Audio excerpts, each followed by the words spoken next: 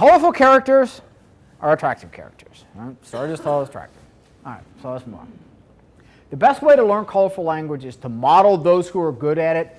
And you want to use it in your everyday conversation, but you want to do so sparingly at first so you can see how people respond to it. All right? This is something you learn how to do, because there's nothing worse than like a guy who's trying to be funny. He thinks he's funny, but he ain't funny. You know, it's terrible. He's unattractive. All right? Yeah. So what you want to do is you want to test and you want to discard the statements that go over so well and use the ones that do, and soon you'll get a feel for it. All right? People will tune in to read how you write as much as what you write, especially in the area of boredom, repetition, and phoniness. So here's something you may not know that's actually really interesting, is the Marx Brothers, the greatest comic troops of all time, they were so funny because they tested their comedy routines in front of live audiences over and over and over. And they put only the best ones into their movies. And so they may tell a joke, you know, one time in front of an audience with an orange. You know, they orange bomb, but they tried a pickle. All right? And they tried a monkey smoking a cigar, which is always funny. And so they found, see, monkey smoking a cigar is always funny. It's hilarious. You can't not laugh at it. You know, rat with a cigarette, not as much. Or maybe even more. But the point was that the Marx Brothers, very cerebral comedy troupe, tested all their routines on live audiences, discarded the ones that didn't work, put the best ones into the movies, and that's why Duck Soup is as funny today as it was back then. All right? So you want to do this with your own colorful language. You test it in front of people, in front of your friends. You try things, you discard things. You hit on things that you know work. Then you can take that to your list and put it there. So you get a feel for it yourself. All right? And it's like going to the gym and lifting weights. You haven't done it for a long time. It's really hard. It's tough. You stick with it. You gain more muscle. You get in better shape. The same thing happens when learning to use this colorful language. Take a little while to develop your own style, but you definitely want to do it, and once you got it, deploy it everywhere you can. All right? You'll never be boring. So element number 7, stands for something. Takes a position of advocacy, which is the result of your moral code. Taking a position of advocacy is very, very important. So mine is be a self-reliant real man, because everything is your damn fault. All right?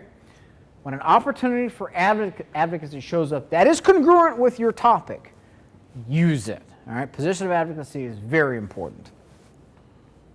For example, whenever the media starts talking about bullying, which is the new fad right now, like it ain't been around since caveman times, that gives me fodder to advocate for. Be self-reliant, stand up to the bully, so you will be able to stand up to the bigger, badder bullies that come along later in life, take your women and take your money. All right? So whenever there's another story about some poor kid, some poor younger kid, had some older kid say something mean about him and was a meanie to him and maybe gave him a wedgie or something, we can talk about how that's a life lesson, because if the IRS comes to give you a wedgie, you really wish you knew how to deal with it from back then. Right? So position of advocacy that I can take. Element number 8, splits the world into us versus them. This is one I used from the very beginning. It's exceptionally powerful. All right?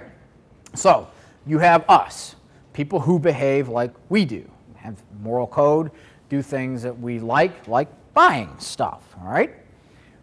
So there's specific acknowledgement of good behaviors who are in the us crowd. All right? They're part of your list. Your list is a community. Your list is a movement almost. So specific of good customer behavior, like in mine, buying, taking action, buying, setting a success story, buying, studying and reading, buying.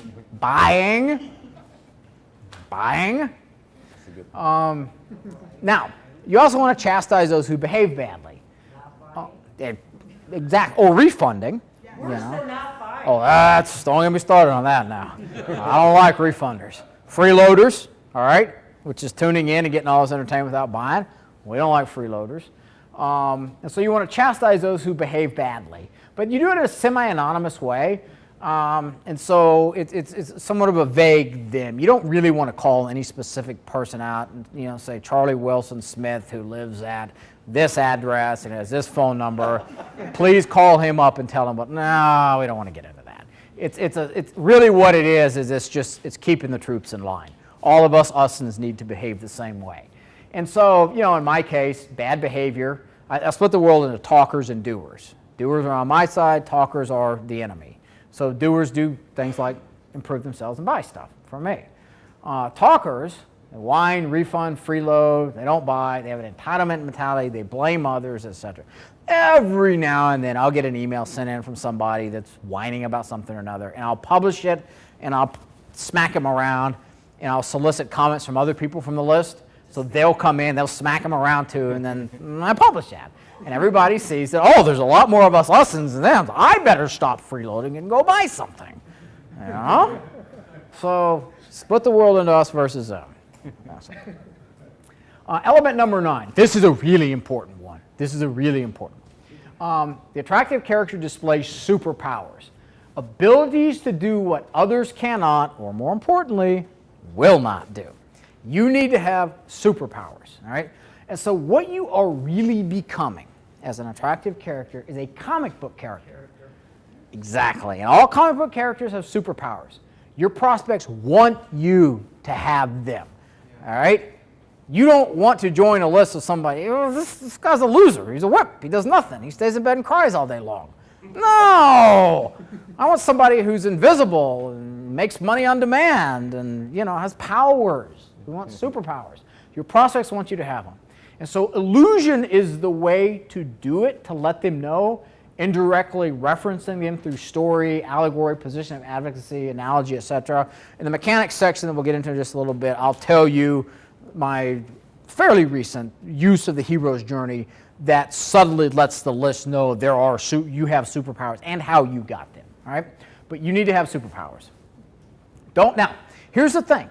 People don't want an arrogant hero. They want a humble hero. Superman's humble. Spider-Man's humble. Incredible Hulk, he's too dumb to be humble or anything else. But you don't openly brag about them. That's a turnoff, all right? You allude to them and let other people build you up in their minds. Let others build your legend for you, but never deny that you have one. People want to believe in heroes. Never grab for the mantle, but reluctantly put it on. The reluctant hero is still a hero. All right? Is Keith Baxter here? I saw Keith's name on the list. Keith is I've known Keith for a long time. He's a very smart internet marketer. But every time Keith sees me, he's like, oh my God, this is John. You need to meet him. He's an OG. He's one of the original gangsters. This guy knows more about marketing, and on and on and on and on. I mean, it's almost embarrassing. But Keith has a little bit of stature. I'm like, oh, Keith, you know, you shouldn't, you know. But I never openly deny it. I don't deny it. I let people, and see that, you know, I'm humble to them, but I let other people build my legend for me. Oh, it is true. Keith is very compelling. And you should believe what he says about me. So you want to let other people build your legend for you, okay? And, but reluctantly put it on. The reluctant hero is still a hero. So here are my superpowers. You need to think about your superpowers as much as you think about your moral code, because these fit into the list. So my superpowers: ability to get sexy women to approach me on demand. Create attraction on demand via words. I simply speak words and the attraction is there. Now, there's other things that are a little bit off topic too, but I'm really in the self-development business. And nobody really wants a hero that just has like one little superpower. You want to have lots of superpowers because you want a hero who's a winner. And so some of my other superpowers are: I know how to put words on paper that compel people to give me money. I know how to attract unattainable women despite my flaws. I'm 5'6¼ I'm 42 years old. I'm balding. I'm overweight. Put that on paper. That's flawed. But despite my flaws, I still know how to do this. And how to make people laugh in spite of themselves. It's a superpower a lot of people want. I have an encyclopedic knowledge of direct marketing because I've only studied this shit every day since 1996. Honestly, if I didn't, it would be an embarrassment to myself. I should have it, but it's seen as a superpower by some people. Make friends with superstars. You know, if you're a cool dude and you hang out with people that are like you, you'll meet other people that have the label superstars. You know, a lot of people think they want to have that power.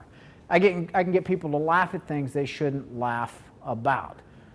Now, I didn't run a spell check there, but I will have you know I did win the spelling bee in 3rd grade, so laugh is not spelled correctly.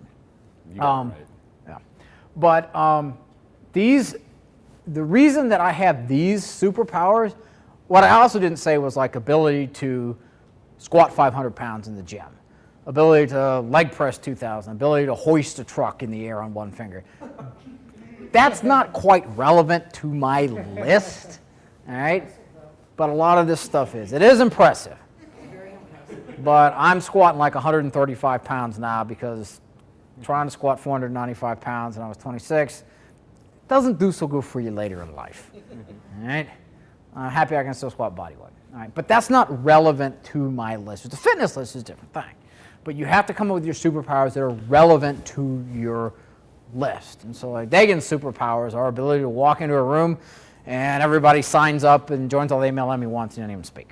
You know? That would be a good superpower to have. That's Lisa's superpower. Perfect. Perfect. It's a good superpower to have. See, she's being the reluctant hero, denying it. There you go. Paying attention in class. That's good. All right. No. Now, you want to hint at these via story and illusion. Let others fill in the blanks. You let them build your legend for you because you want to come across as humbly arrogant. All right? So it's this weird... What you'll see in Attraction, if you go read the Robert Greene book, The Art of Seduction, you'll see that there's these... what creates attraction, these two opposing forces, humbly arrogant, kind and cruel at the same time. And so you'll see all of these things fit together like this. And so to your list, you want to be humbly arrogant. I call myself the king of let them come to you. What could be more arrogant than that? What could be more farcical than that? You know, you got to laugh at it while it puts yourself in a position of authority. And so there's all these opposing forces, these contradictions that create attraction. All right, humbly arrogant, very important. Next thing. Now, your prospects, they don't want you to be just like them, but they want you to understand them and have had their experiences. You are where they wish to be and hope to eventually be. Indirectly selling hope is very powerful, but you have to let them come to that conclusion in their own minds. Right? Element number 10, more recent one. Dagan and I talked about this, I don't know, about a year or so ago on the phone. The Godfather position. You want to eventually get to where you take the Godfather position with your list. And so if you watch the first Godfather movie, people are in awe of Marlon Brando. He does a fantastic job of allowing people and encouraging people to kiss the ring. You want to be the Godfather position, the person your list is afraid to let down and disappoint, okay? They need to be afraid of disappointing you. You don't want to disappoint the Godfather. Bad things happen when you disappoint the Godfather, all right? So if you do everything above correctly, they will assign you Godfather status, and you need to maintain that. That's why chastising somebody who is a talker and is not behaving in the way they want to, that's the Godfather position. You're sending your goons to slap them around a little bit publicly. All right? The Godfather position is really, really important because they fear letting you down. Now, people will exalt and revere you when you take Godfather position. You don't want to show off. You want to keep a low profile. But again, you don't deny that you're the Godfather. Expect your list to take action to let you sell them and convey your disappointment to the list about those who do not take action. I'm disappointed. We've got a lot of these good doers that took action, getting results, but I got a few freeloaders. Some are probably not reading because most of you guys that read, most of you are good doers. We got these freeloaders that are not taking action and giving men a bad name. Can't have this. All right? So it gets you into the Godfather position. You want your list to fear disappointing you. When you reach that level, you're the Godfather to your list, and that list becomes not only more responsive, but more appreciative. All right? You want your list to appreciate you. They appreciate and fear the Godfather. There is, in one episode of Game of Thrones, very quickly, just watching, there's two characters, Lord Varys and Tyrion Lannister. This is an important thing to understand. There's a riddle that Lord Varys, he asked Tyrion, do you like riddles? I don't know, tell me. And essentially, the answer to the riddle is there's no answer, it's a trick. Power resides where men believe it resides, and a very small man can cast a very large shadow. So you have to understand that. Power resides where men believes it resides, so you want your list to believe power resides in you. You're making them believe you have power. You are in the Godfather position. It's in season 2 of Game of Thrones, I forget which episode. It's worth watching that exchange and really understanding it. But the thing to get out of it is power resides where men believe it resides. And a very small man can cast a very large shadow, particularly with the internet nowadays. Now, no one does a better job of this than Dan Kennedy. I've known Dan a long time. Even though you pay Dan to work for you, counsel you, give you advice, he's a master of instilling fear of disappointment in you, and that leads to extra motivation. It's good to have your own Godfather in your life, someone you're afraid of disappointing. When I used to go to the platinum meetings with Dan, I had all my stuff together. I didn't want to disappoint him or anybody in the room, look like an idiot. Whenever we had calls every other month or something, I'm prepared for that call because I don't want to look like an idiot and fear letting Dan down, even though I'm paying this guy $32,000 a damn year for the privilege of this. That's the Godfather position. Everybody kicks money up to the Godfather, they're still afraid of the Godfather. All right? That's what you want to do with your list. The mechanics of the attractive character. How do you use it in your marketing? You have to understand that the attractive character permeates everything that you do. Let me know if it comes back up, by the way. So in your products, in your emails, in your print newsletter, your sales copy, you put you into your marketing, your attractive character, because nobody else can knock that off. People are talking about competition all the time. There's no competition for you. Nobody can be Dagan Smith like Dagan is. Nobody can be me. No one can be Russell Brunson or Bill Glazer or anyone else. All right? You have, when you deploy this in all your communications with your customers, you reach a position where nobody can compete with you. Now, my favorite use is email marketing.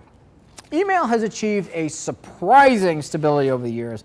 It's a fantastic way to build your attractive character in the minds of your prospects. Now, very quick technical notes, because always people want to know what email system do you use. I use 4 of them. I use NetAtlantic, I use InterSpire with email delivered. It's Heather's sites. There she is. Heather runs email delivered, and so if you need a really good email company, which I use, go talk with Heather. She'll get you going right. I also use Aweber and Infusion. All these for me serve different purposes, all right? Now, your goal, capture a valid email address of every prospect, then capture their minds so they continue to tune in every single day. Email is a fantastic way to deliver your radio show, okay? Having a radio show is expensive, even though you have internet radio now, but email is inexpensive, and it causes people to tune in and to read. Very, very, very important. Somebody who's just sitting there watching a mindless honey badger video all day long is not thinking. Somebody who is reading is thinking, and the more intelligent readers are much better customers, all right? So, by the way, there's a great course. Does anybody here have Andre Chaperone's Autoresponder Madness too? I know what Geller does. I got to tell you, that's a fantastic course. Andre, since he couldn't be here, sent me the link to that course so everyone can get access to it. So even from afar, you guys now do have access. That's very good. I paid money for that thing. That's a bad man. Yeah, it's a bad man. So But I'll give you guys, remind me later, I'll make sure you guys get the link. Great course. I will say something very interesting about that course of his. When I bought it, here's how he delivered it to you. Yeah. You got an episode every day. It was brilliant. And so you had to tune in every day. And I was like, well, what does this Andre Chaperone guy have to say? It's like, oh my God, this is great. And he's a fantastic writer. Highly recommend that. My only criticism of his courses, or he stopped emailing me. I was like, where's my email? I might want to buy something. Where'd he go? He quit emailing me. My only criticism of him. If he kept emailing me, and nobody has ever accused me of not emailing people, I'd have given him more money. But yeah, Andre Chaperon, that's a great, great gift. All right, let's talk about how to establish the attractive character in the beginning. What I mean by the beginning, that's when a customer or prospect who you have no prior relationship with joins your list, all right? Building empathy and trust. All right. So what you want to do now, and this is new for me, is you want to hook the prospect with your initial autoresponder sequence. When back in 2006 when I did this, they go into my list, they'd immediately go into my 2 emails a day. This is a little bit different now, all right, and much more effective. So when they opt in, I put them on a 65-day morning email sequence that follows my hero's journey, how I went from 0 to hero with sexy women. And it closely, very much follows the hero's journey formula laid out by Christopher Vogler in The Writer's Journey. You get that book, you read it, it'll show you exactly how to do that. And so this thing is like 200 pages in Word that I wrote over a couple of months. You don't have to write it all at once. You can do one a day, then another day, then another day. You get them written pretty quick. But they all follow the hero's journey. Ordinary world, special world, meeting with a mentor, allies, tests, all that stuff. If you go through and read it, this is really, really, really powerful stuff. The other way also, too, this sequence, which, go to the next slide.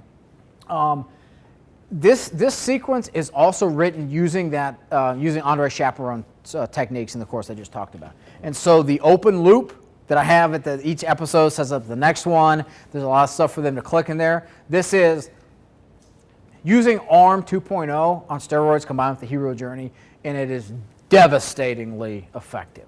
Because now they go into my 2 emails a day after they've read 65 days. They love you. They love me. They know who I am, but it's important that they got my backstory. So now this is told, when I tell this story, it's from the point of view of remembrance. I'm looking back to the day when I was like them, with the implication that I'm standing on this mountain looking back on the day. All right, it's really, really important. I'm in the special world with the elixir. They're in the ordinary world and want to know where I am, and we're going to go on this little journey together. All right. So in the story, I reveal all my failings with women, the mindset, specific experiences, lack of skills, confusion, frustration, everything they are feeling and experiencing when they opt in. I want to hook them in. I want to make them feel, wow, this guy understands my current experience. If they feel you understand them, they soon feel you can help them. And how do you help them? They buy your shit. Where can we sign up for your list? Well, hit the next slide, Dagan. I just did. Hit another one. Oh. It's in there somewhere. Go back. Ah, there it is. Let's get that guy. There it is. WomenApproachYou.com. You can go, you get it. Yes. Absolutely. Yeah, I'm gonna get right to that, Richard, but it's a fantastic question where to get in there. And the answer is yes, yes, yes, yes, yes, and yes. So let's go back a few slides. I'll go through this real quick. All right, if they feel you understand them, they soon feel you can help them. Okay? At the end of the autoresponder sequence, I have clearly established myself as someone with superpowers, and people that are still tuning in are raving fans. All right? This is my origin story. If you're not familiar with an origin story, it's something that every comic book character has in common. How they got their powers. Spider-Man, bit by a radioactive spider. Superman, the Superman story, the Incredible Hulk. They all have an origin story that led to their powers. This initial email sequence is your origin story that follows the hero's journey. Follow it at WomenApproachYou.com. I use Net Atlantic for this sequence. All right. Why Net Atlantic? Any reason? Yeah, here's the reason why I do that one. It's this thing I got is kind of a Frankenstein's monster, and so email delivered is another part of this that I've put on top of it. But I originally did it in that one because I could set the exact time I wanted it to go out. Good deliverability, very robust. You can have them do things. If they click on a link, they go into particular action and stuff. So there's a lot of stuff that you can do. Right? Net Atlantic, it's a Lyris list manager. Dave Miz will tell you about all the frustrations if you want. PhD in NASA in astrophysics and everything else to use it. Everyone will hate you. we share the same programmer, by the way. I don't think it's that complicated, but I'm going to help Dave get his line issue fixed. It's just copying and pasting, but it's knowing what to copy and paste. You got to know that. Yeah, you got to know that. So you got to figure it out. So that's what I use. All right. So the first few days of the sequence, you must hook them in. And so what I do is I give them unexpected, good stuff. You know, all this content and videos and stories. And I use cliffhangers to get them to look forward to and open the next day's email, like Andrew Chaperone teaches. So what you're doing is you're training them to open and you're training them to click. So if you look at the first few emails that go out, it's all, you know, content stuff, all right? Because I want them to start clicking, all right? Because they got to click to buy if you're doing it online. Then, after you train them to open and click, you will train them to buy. So I give them, in answer to your question, Richard, 130 offers in the first 60 days. So after day 3 or so, I start with afternoon pitch emails. The reason I do this, I want to recover the cost of opt-in as soon as possible. A couple of things about this which is really important. I set up the first afternoon email by saying, there's a lot of you guys that have been asking me if I can kind of speed up this process. You're really eager, you're taking action, you want to succeed with this subject. So the best way is for you to go get these products, all right? And so it sets it up that way, and then I just keep emailing them. My most responsive products first, the ones that I get the most money off of, go there first. And so on my afternoon email sequence that runs, since I've been doing this 2 emails a day since 2004, those are all historically my best open rate, click-through rates, and highest dollar products that go through there. And I keep adding them things on. And the reason I have so many offers, this is really important, in the first 60 days, is in my market, guys opt in because of curiosity. They don't buy until something painful happens, like they get dumped by a girlfriend in front of their best friend. But I want them to buy because media is expensive. And so the more different offers I have in front of them, the more likely they are to buy. So they may not care about me, but they might buy a fitness offer. They might buy a Be a Better Lover offer. They might buy a Make Money offer. And so I have all these different offers because as soon as they bought something, they're now a recent buyer from me and much more likely to buy something. Somebody that, you know, I sent over to buy one of Dave Miz's products, he buys one of Dave's products, tomorrow, he's much more likely to buy a product from me because he is now a recent buyer. That's really important. In that process, you're just assuming that they're going to become a recent buyer because you can't track through other people's systems, right? If you're sitting out Some of them you can, ClickBank you can, there's some of them that you can, some of them that you can't, but I've taken all my recent things, because here's what you got to understand, there's so many, I want to catch one interest that they're going to buy from, to get them to buy. I want to engender that buying behavior. Handouts. So is this all the handouts? Nice. So now I'll tell you something very interesting about this. In my business, people opt in for curiosity, but buy on pain. In the past, my average time from opt-in to first sales was 86 days. That's a little painful, all right? Especially when credit cards want to be paid every 30 days, all right? It's a cash flow deal. So the reason I have so many offers is I want to do everything I can to shorten it, because the quicker I can recover my cash flow, the faster I can expand my business, all right? That's why so many offers in that time.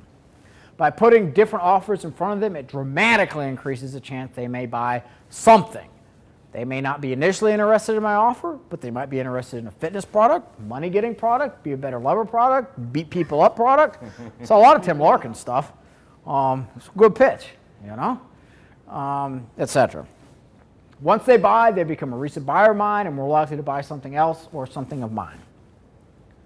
I also offer them free plus shipping CDs on different topics, Get a Girlfriend, Get Your Ex Back, Friend into Lover, which flags those people that have a specific interest, and it gets them to buy and puts them into a one-click upsell chain. So it's free CD, $9 shipping, and once I got that credit card, they got as many one-click upsell videos as I can put right there. I want that money.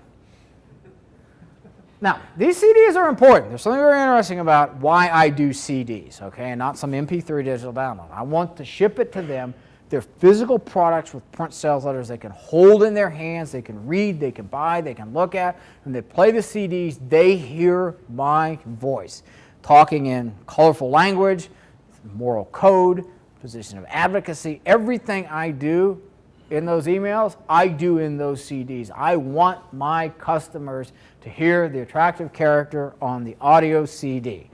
It's vitally important. The next one. A recent buyer is the best prospect to buy something of yours. So, look, in the first 60 days, if 130 offers, I'm going to buy something, anything, anything. I mean, you know, I wish I had 300. Now, this also keeps them interested when you're putting them in front of these different offers. A good sales pitch also acts as a relationship building, even if they don't buy. So if you look at video sales letters written in John Benson's formula, they entertain and teach as much as sell. So actually, sending them to watch something different and entertaining each time actually counts as relationship building. If you send them to watch the same thing 8 days in a row, they're bored. They can't trust you. This idiot just sent me another email that sounds interesting, and oh, I'm at the same damn letter again. Really? So you got to send them different stuff. They want to know what's new. So sending them to a sales pitch is not necessarily a ding against you. It's got to be a funny sales pitch. Had something I sent out, just as a stupid joke to my list. It was this whole chronic commissions. Anybody remember that? Pot smoker gets rich. I sent it out as this is the dumbest thing I've ever seen. I ain't never seen so many people buy in my life. I'm like, what the hell is this? Obviously, I have a lot of pot smokers on my list. And they were too stoned to even refund the damn thing. John, I noticed you don't do like launch-style waves in your email. Why is that? I've done that on occasion. Every now and then I had a Meet Women on Twitter product that's done well. Occasionally I do that. And sometimes I just don't want to, sit down and mess with it. But it works very well when I do it. I mean, no doubt about that. So a good pitch also counts as relationship building. Whatever you do, you can't bore them. When I started, I did well with constant sending them to my office and field office, but I started doing much better when I started sending them to many different offers. All right, really, really, really important. What's new? That answers the question, what's new? People like to buy, people like to be sold to. What they don't like is seeing the same old stuff over and over and over. What I want to do is train them to actively tune into my show every morning, much like Limbaugh, Stern, and more appropriately, Paul Harvey. T.J. Rollett probably remembers Paul Harvey. I don't know if the rest of y'all do. Greg Allen does. Paul Harvey model, longer morning news segment with breaks read by him, short afternoon news break with more ads read by him, rest of the story at night. Paul Harvey. Great radio voice, by the way. Yeah. 2 emails a day after the sequence runs, and we're going to talk about this in a little bit more detail coming up. I'm going to speed through this because... Can you do that in any other AR? Like, can you do that in Aweber or Yeah. twice a day, like staggered like that? Yeah. Yeah, you can do them in pretty much anything now. Works pretty good. Oh, here's another recent invention, the late night email. This is something I recently did, because 2 emails a day is not enough. Late night email. This is an email that clearly states, John Alanis, parentheses, late night. I sent it out around 10 p.m. Central in office, and it says, this email is for you night owls like me, and this message is best read, viewed at night. It's just flagging them, all right? Because it flags them, it does not create a tidal wave of opt-outs more than any other email. But it does create a nice burst of sales, and I like to do 2 to 3 a week.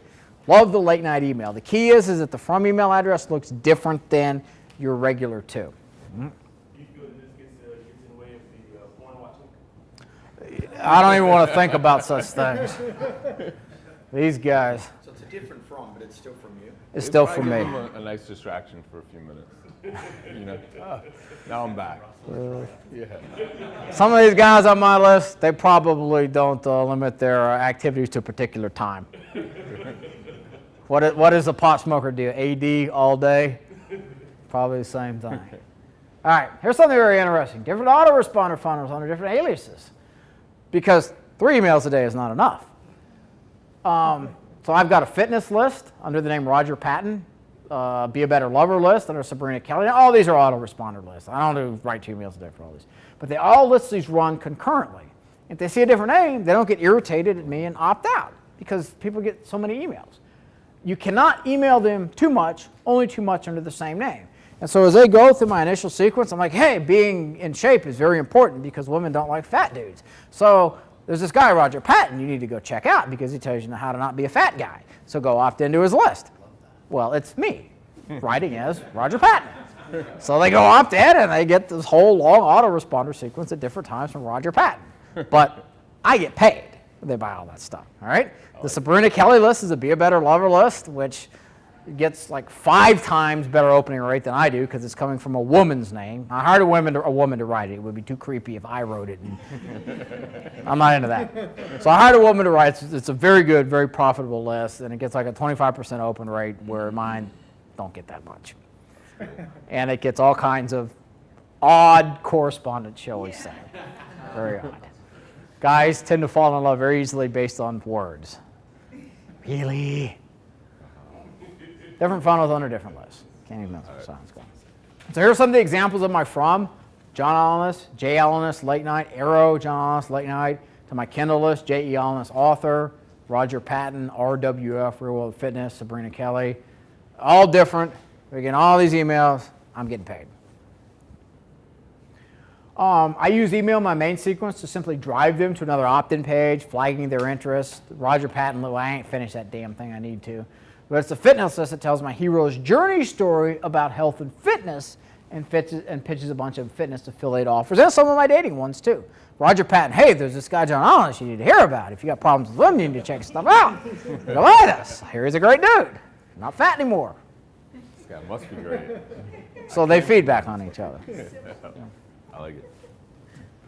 So the Sabrina Kelly list is a similar sequence written by a woman, pitches a lot of Be a Better Lover products. It gets a huge open rate. And like I said, I get bizarre love letters. Enough of that. I also get a lot of buyers, and I'll take the money. All right.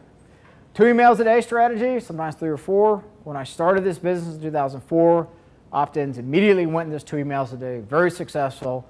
Now they all start on my 65 days hero's journey, which I just talked about. Know my backstory, bonded. Now they go into 2 emails a day. So we're getting close to the end of this presentation.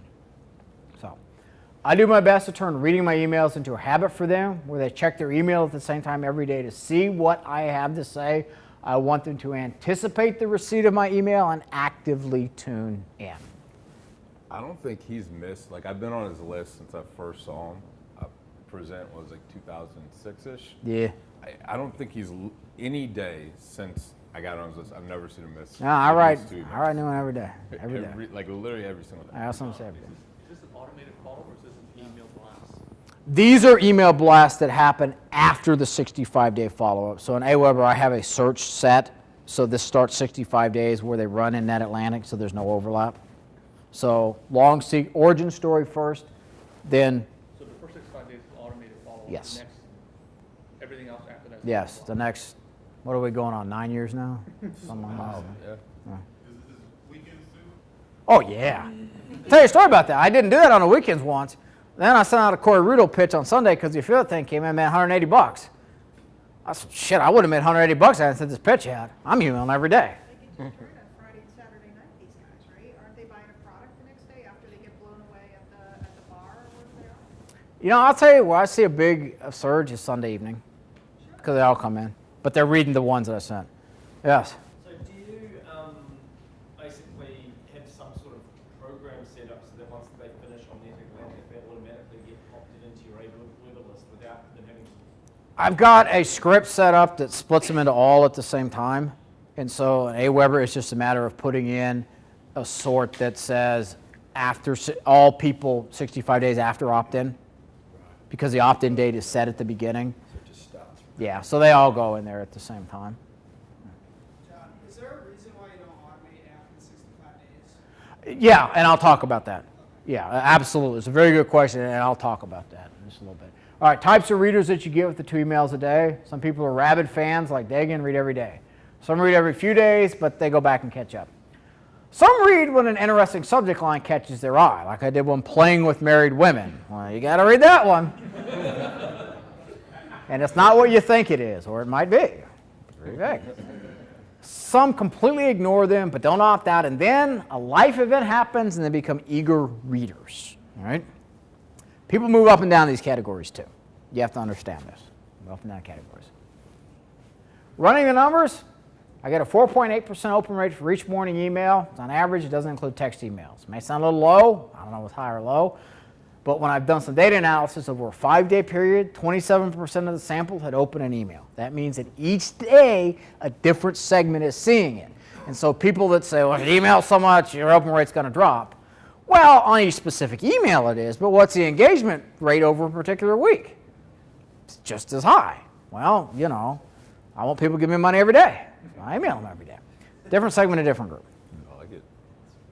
I use Aweber for my daily emails, tight responsive group of people.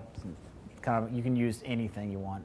All right, the morning email strategies. I send mine at the same time every day. I like 10 a.m. Eastern because I can catch everyone when they're first bored at work and I'm sleeping. My length, 1.5 pages in Word, 12-point Times New Roman font, 1-inch margins, top and bottom if you want to be specific. Write new one every day. This is where you use all the elements of the attractive character. Entertainment and involvement are much more important than content. Weave content into attractive character. You teach by allegory, analogy, commentary, and story, not by boring-ass lecture. An allegory conveys its hidden message through symbolic figures, actions, imagery, or events. You're using story to teach, and their mind picks out the lesson by association. Have you ever had, let's say, an outsourcer or someone else write these emails for you? Or you write The only one I ever did was for that Sabrina Kelly list, where a woman who's a very competent writer wrote those. Otherwise, absolutely not. That's the one thing you cannot outsource.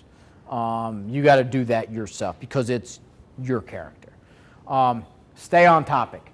This is really important. I always bring my commentary back to my topic. If you get too far off topic, people will drift away. It's perfectly fine to comment on something that appears unrelated, but at the end of your email, you want to loop it back to that. So I may say something like, you might be asking yourself, how does this apply to our topic, the topic of attraction? Here's how it applies. You have to loop it back, or you'll get people say, I didn't opt in for, you know, a list about, you know, going to the gym. You know, I opted in for a list about attraction. And so you have to loop it back. You have to stay on topic. It's very important. All right, I'll give you some real quick formats that I use for each one. Sometimes straight content, which is just advice with me using colorful language. All right, you know, it would be like something, here's all you guys that are afraid to talk to a woman. Here's a way to go up and talk to a woman and not get rejected most of the time. Straight advice. Story about your life is another great one. What happened that day? That's a really good one. One reason I get so much content, comment on what happened during your day. You want to be able to take an ordinary advice and make an ordinary event and make it extraordinary. And so what happened that day that teaches us? I do this one a lot.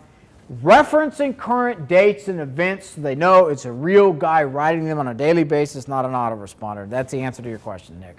There's something magic about doing it daily. There's something magic about that. I can, you know, there's certain things I can reference that happened the day before, and people can say, oh my God, this is a real guy writing to me who sat down and wrote something for me today or yesterday. They can see it's real. They feel like you did something personal for them, and you did. It's not some cheesy-ass autoresponder from 1998. It's not somebody else who wrote something. It's you. And so they bond with you. And most people don't. You know, No. Even when I think about newsletters, like, they're very few. Yeah. That's the thing. That's a great advantage to doing them. So few people do them that you stand out so much when you do them. Allegory and analogy, great format. I use lessons from my other areas of expertise, mapping them over to attraction. That way I subtly reveal my superpowers. I talk about direct marketing a lot, health and fitness, whiskey collecting, and other things I currently claim expertise in. So I'll tell a story about one topic and link it to another topic. This shows that I'm not just the guy who has superpowers with attraction. I have many superpowers because we don't want half a hero. We want a full hero. When you present your superpowers this way, it's not bragging, it's entertaining, but they get that you have them, and it makes them feel comfortable. All right, stories from your past. I tell a lot of Navy stories, a lot of oil field stories, stories from when I was getting my engineering degree, 1 degree, not degrees, Stories from my art business days, stories from when I was broke, fat, when I entered the CIA, etc. I have a lot of rich stories from my past that tell them, hey, this guy has done something. He's done interesting things. He's been interesting places. So they bond with you more. They all teach a lesson, and they all loop back to attraction, but they also let prospects know I am an interesting guy who has seen and done a lot of real-world things. This leads to a lot of off-list correspondence from guys who have had one or more similar experiences. So, oh, John, I worked in the oil field too. Oh, John, I was on this submarine. You know, so I hear this stuff from them. It feels like I'm bonding, and it shows that they're reading and cared enough to write me back.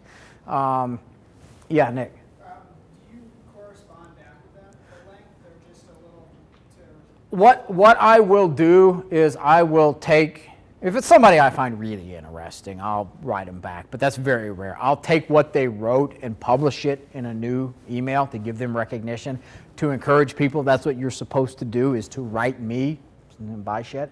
But yeah, I rarely correspond with them one-on-one. There's too many of them, but I do publish it, which they like because they get recognition for it. Very powerful.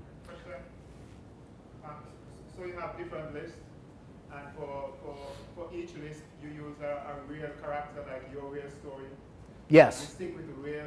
Yeah. For the other one, we have a fictional character. You stick with fictional. Like on my fitness list, I have a bunch of fitness-related stories to tell, so I use those. On my dating list, I have a bunch of, sometimes I'll use the same story. They kind of get that it's me, but I don't like writing fiction. I like writing stuff from my past that happened because it just feels real. You know, if you're writing fictional stuff, you have to keep track of all of that. Not saying that it couldn't be done. For me personally, I like the details, and I've had so much crazy, interesting shit happen that I can do it. The other thing about that is that there's an art to taking something ordinary and making it extraordinary. Like I saw a couple get in a small fight at the gym. What's interesting about that? Well, but there was something interesting. So I took it and I made it interesting and taught a lesson. So the Sabrina list where you hired out the writer, those were fictional or real? I don't know. If you read them, I don't know. They're pretty racy, shall we say, but they're very effective. Might have been based on a true story. Could have been. All right? So I use and explain insider language. They know I've really done what I've said, and I'm not just another idiot glorifying a past that never happened, unlike a lot of people out there pretending to be Navy SEALs. I've busted a lot of guys like that. Ask them their BUDS class number, and that pretty much does it. I also tell stories about real characters from my past. Captain Dave Herding, Gunnery Sergeant Ronald Ostai, Wayne Boom Boom Boom Barker, who was a big guy when I worked in the oil field. His name was Boom Boom Boom because there were 3 steps on the truck. So when he walked up, boom, boom, boom, you knew Wayne was coming. You know, so all these stories, Fat Johnny, people love these stories because they're funny, inspiring, they teach a life lesson, and they allow me to slip in interesting specifics about my life. Don't name drop. It's a big turnoff. Like, hey, well, me and my good buddy Don Trump were hanging out last night. Really? Really? Keep it real. Your life should be interesting enough you don't have to do that. Your past is interesting enough. Don't show off. Well, I was at the dealer buying my BMW M6. Man, people hate that, man. They just hate you rubbing it in their nose. You're rubbing it. They hate that. Tell personal stories that really happened and explain who the characters were, you know. But don't rub it in their face. Commentary about current events. There are some things, there was something in the news a few weeks ago about a dentist who fired an employee for being irresistibly attractive. Saw pictures, kind of cute. Tim Duncan gets a divorce. That was a story a few weeks ago. All right, current events, teach a lesson with that. Commentary about celebrities. There's always some idiot celebrity saying something stupid on Twitter, which is always like Anthony Weiner sending a picture of himself with his shirt off to some young girl. Really? Are you really that stupid? But it's fodder that I can go back and, you know, talk about. And so if he comes back, well, we can go back and talk about the Anthony Weiner stuff again. You know, celebrities that do stupid things. Limitless. Allegorical stories about your interests. Distinctive whiskeys. a whiskey that's distinctive is one that's like, oh my God, there's nothing like that on the planet. So I'm able to tell a story about that, letting you know I'm a whiskey collector, but do you want to be a guy who's just a regular guy, or do you want to be a distinctive man to women? The allegory is distinctive whiskey, distinctive man. So that's a very effective technique. Question and answer, great standby. People love to see their name in print. They send me questions, put it in there, answer them. Get more questions. It's involvement. I do an involvement one. Hey guys, what's the manliest drink ever? Send me your suggestions. That was a fun one. What's the manliest movie scene ever? So solicit feedback and republish quickly. The manliest drink ever was a lot of fun. Some guy, the winning submission that I thought was something called Hicks Navy 125 rum, which is like 76% alcohol by volume. And it said like an experience like no other. Man, that sounds manly. So if anybody's got a bottle of Hicks Navy 125 rum they want to send me, I'll add it to my bar collection. You solicit feedback. Chastise a talker or a refunder, we talked about that. You just crack the whip on them. Good to use every now and then. Create your own vocabulary. This is important. I use like charismatic male energy, talkers versus doers, the girly men in the media, the marriage, divorce, financial complex. It's an old S trick. You get them to use your vocabulary, soon they're responding to you. Create your own vocabulary. Use of funny, disparaging terms aimed at a vague them, talkers. So I use terms like chode, Nimrod, girly man, squealer. Squealers in the media, that's a good one. A lot of that going on when telling a story. So use of that, but it's vague. You're not doing it at a particular person. You tell it like it is, and you always put yourself in a position of authority. For example, I used to have a friend named Pete. You got a friend named Pete, Dagan? Yeah. I used to have a friend named Pete who was a repentant, nice guy with women, always a safe friend. And so I'm in position talking about a guy who has not yet gotten it, puts me in a position of authority. I tell a lot of stories. People love that. Telling a story puts you in a position of authority. Now, like I said, do not deliberately offend. We talked about that, or stray off topic. Politics is actually relevant for many lists, like business, investment, but not for all, not for mine. There are actually a few communists on my list.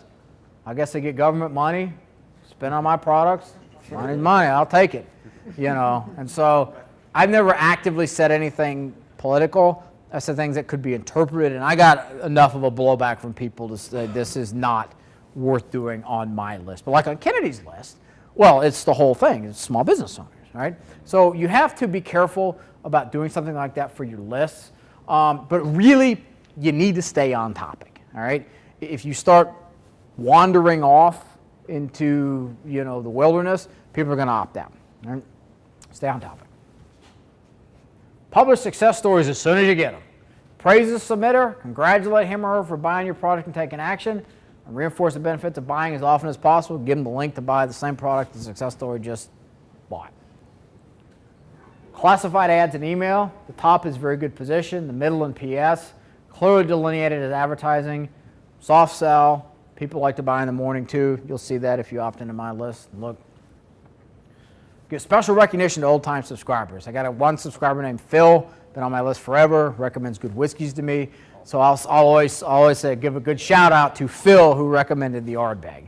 They love that. The old subscribers, all right? Because that makes them want to become an old subscriber. Yeah, that's awesome. So special recognition to old-time subscribers. Takes me about 10 or 15 minutes to write a morning email. I don't think about what I'm going to say. I sit down and I say it. I think of it as a conversation with a friend, not a writing assignment. So keep in mind that when your friend calls, you always got something to say. You ever had a friend call and you say, I'm out of words. Done spoke them all for today. Can't talk. Hell no. You waste too much damn time on that distraction. You always have something to say. So when it comes to talking to your friends on your list, you always have something to say too, which is why I can crank out so much content. I'm just having a little phone call every morning with the friends on my list. That's all I'm doing, because I always got something to say. Afternoon email strategies, and we'll be done. A couple things to keep in mind. People have a moving parade of interest. Sale is triggered by a life event. Had one of my subscribers, just a free guy, been on the list for a few years, was on vacation in Russia sitting on a train, saw an attractive looking woman who smiled at him. Didn't know what to do. Spent 2 weeks wondering how the trip would have gone if he'd actually gone up and talked to her. Man come back, spent $2,000 on my stuff because he didn't want that to happen again. All right? Before that happened, he wasn't ready to buy. Now, he was an eager beaver. All right? He wanted to buy. People do not buy when you are ready to sell. They buy when they're ready to buy, which is why we stay in front of them with all these emails like this. Every marketer out there is looking for a lazy man's way to riches, which is a pitch that makes them an immediate profit on their ad spend. These are rare. The reason we stay in front of people is we wait for them to be ready to buy. Very important. Instead of thinking of a lazy man's way to riches, think of your media acquisition costs as investing in the stock market. If you get a 10% per year in the stock market on average, you're doing well. People don't think about this when it comes to marketing. All right? You have to think like this. This is what this attractive character stuff allows you to do. So, say you spend $1,000 on media to build a list. After 90 days, you only made $500 back. Why, that's terrible. Ouch. But after 180 days, you're break even. 270, you're up 500. At 350, you're up $1,000. You got 100% return on investment. From what I hear, you can't get that in the stock market. Yet people pee all over themselves if they get a damn 10% response. But if they don't get their money back immediately on marketing, they want to shoot themselves in the head. Really? Think about it like that. You just made 100% return on that investment, a hell of a lot more than you'll ever get in the market. That's how you got to think about business instead of forever chasing a lazy man's way to riches. And it's why I have 130 products in the first 60 days and as many more as I can actually get in front of them. That's why we do the 2 emails a day, the 3 emails a day, the funnel, to slowly extract over time the money we spent on additional customer acquisition costs, all right? We got a note on that customer. We got to pay that note off over time. But once we pay that note off, we own that customer free and clear. Record of longest delay from opt-in to purchase for me was 7 years. 7 years. It's amazing that you tracked it that long. I was like, well, this guy, he came to spend $700. I'm like, where'd this guy come from? I was like, 2005? Really? What have you been doing the last 7 years?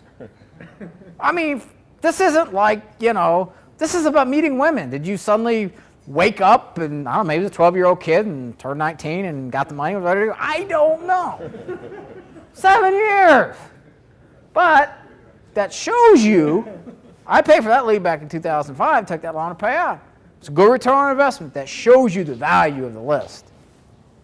John, have you found that more recently that it makes more sense to buy a customer now than just an opt-in? That's one reason why I'm doing a lot of the Amazon Kindle stuff and everything. It really depends on looking at your media and track, but that hierarchy of media that I gave, that's why I like to play in the top half of that.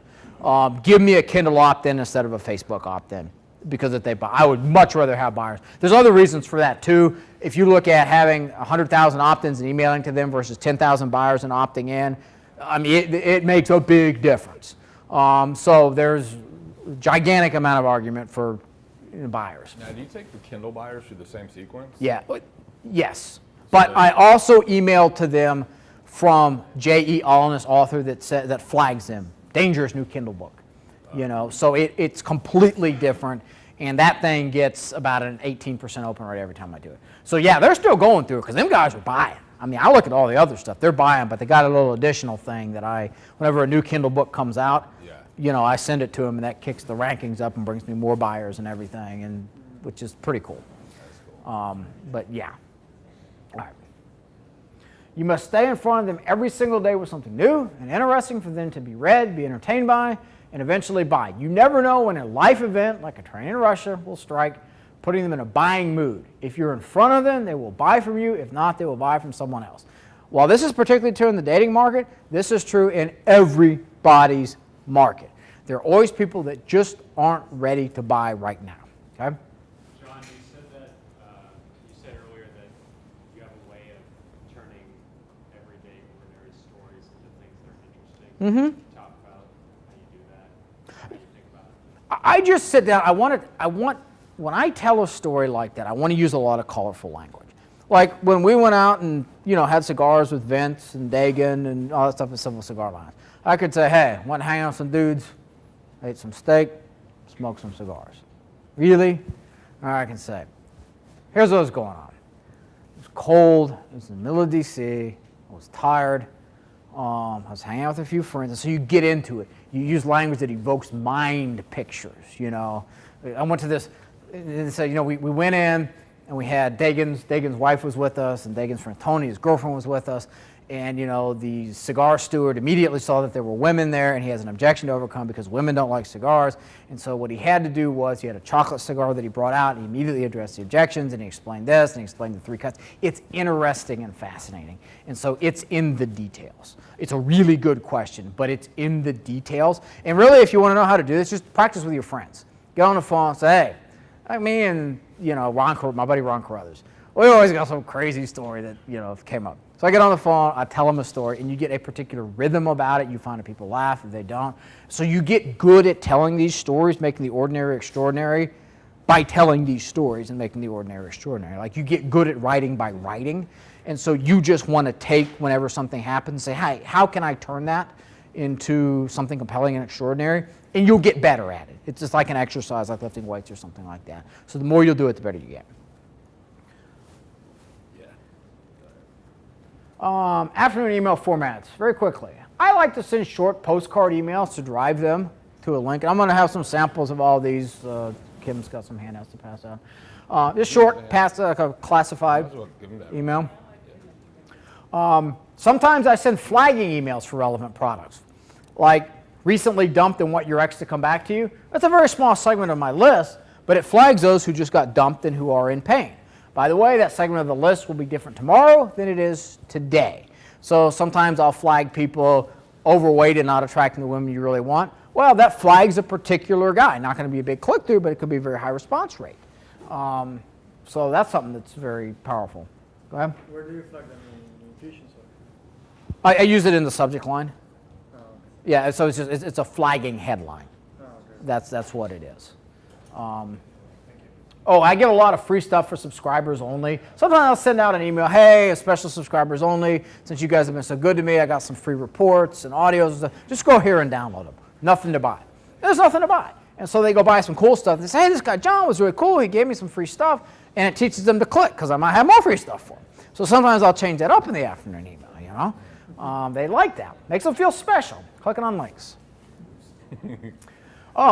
This is, sometimes I'll do one that's like, this is a very offensive video. It's not for the faint of heart. Do not watch it at the office. So, I got to see what this offensive video is all about. And some of those videos are pretty offensive. So you've been warned, all right? But that one goes over very well because people want to see, nobody wants to see completely uncontroversial, boring video. I've never tried boring video as a subject line. I just don't think it's going to fly.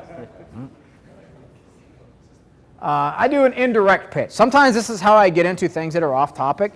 So this is not directly about attraction. Instead, it is about money getting. So tune in tomorrow if you're not interested in getting more money. But then sometimes what I'll do is to say, however, you should know there is a direct link between money and attraction because women don't like guys that are broke. So if you don't want to be a broke guy, you better pay attention to this. So it gives them permission not to read, but then it brings them back in. Linkage. Linkage to topic, fitness pitch. Women don't like porky guys. This gets you in shape. So I'm able to go sell fitness stuff. All right. If a guy, it's up to him in his mind to determine whether or not he feels porky. Strange and weird pitches. I like to do these on occasion. I use this for a Mike Geary Truth About Abs pitch. He has an article about the 3 veggies that cause you to burn fat. So the 3 veggies that cause women to be irresistibly attracted to you. What? Eat 3 vegetables and women will like me? What? You gotta go check it out. You know, you gotta see what it is. Now, there has to be a payoff, all right? Meaning that the payoff is they click on that, it actually damn well better talk about 3 vegetables, all right? Because if it goes there and there's no pitch for that, they're mad and they feel like you've been betrayed. So it has to tie into the pitch, but in this place, it absolutely did. So now, here's the thing, and I think it's the last slide here. Yeah, it's the so last one. I'm going to make a point about this one because it's really important. I pitch a lot of other people's offers, even if they don't convert as well as everybody likes them to. And the reason is this, because I build reciprocity with them, particularly with the email frequency where I can do 3, 4, 5 emails a day, So when I want them to pitch something, I can call them up and say, hey, this is John. As you can see, if you go back and look at your ClickBank account for the last year or so, I've been pitching your product quite a bit. You ain't pitched mine. How about you do a pitch for me? So there's a lot of reciprocity built up, and I am incurring obligation. That's the neat thing about that too, is a nice little side benefit, is that if you're doing all these affiliate products and stuff, and you have a track record of all these sales because you're willing to email them every single day, multiple times, like nobody else is, when you call them up to send, one of the hierarchy meters pretty high is blast to a list of affiliate partners, well, it's very hard for them to say no. I've had a couple that have said no, and it ain't been a very pleasant conversation after that, okay? Because the Godfather ain't calling to ask. He's calling to say, when you gonna pitch, all right? Now, most of them know and understand the Godfather. And listen, I don't call them if I haven't done anything for them. There is a substantial amount of evidence, and I'm calling them to do, you mail for me, I'm going to send you more stuff, so there's financial incentive. Rarely do they say no. But that's one of the biggest benefits of doing this attractive character and 2 emails a day stuff, is because you're able to incur reciprocity with people who can bring you customers. And when you can call them up and say, hey, this is the guy that sent you a couple hundred sales over the last few months or so, they're more than likely to take the call because they want you to continue that. So that's one of the other benefits of this whole attractive character and 2, 3, 4, 5 emails a day thing, is the ability to get you new customers. So that's the end of the presentation. Kim, Dagan's wife, has passed out these slides in Microsoft Word. If you go in the back, I have some sample emails, afternoon, morning, you can go and read. My website's in there if you want to go opt in and get on this stuff. All the information is in there. Read back over that. This is the stuff I've been doing since May 23rd, 2004 now. It is not 2004 anymore, so obviously there's been some longevity. You're putting your 10,000 hours. Yes. Yes, indeed. So anyways, guys, thank you all. I'll be around the whole rest of the event. Come talk to me.